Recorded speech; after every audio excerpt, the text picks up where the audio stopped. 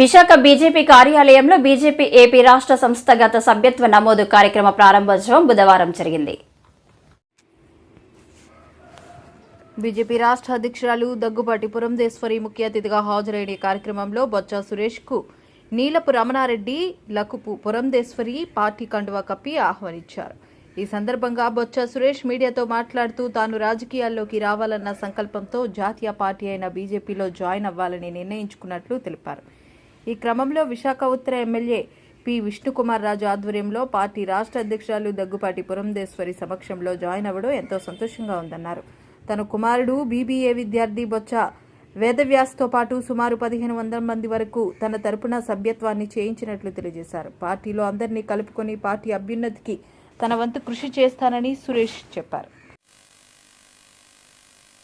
Botsa Suresh Kumar, Hema abouts private limited chairman cum managing director. ఈరోజు నేను కేవలం పార్టీలో జాయిన్ అవ్వడానికి కారణం, నేషనల్ పార్టీలో ఉంటే మనం దేశానికి ఏదో ఒకటి చేయొచ్చు. బీజేపీలో జాయిన్ అవ్వడం జరిగింది. చిన్నప్పటి నుంచి కూడా నేను ఆర్ఎస్ఎస్ స్వయం సేవక్గా ఉండేవాడిని.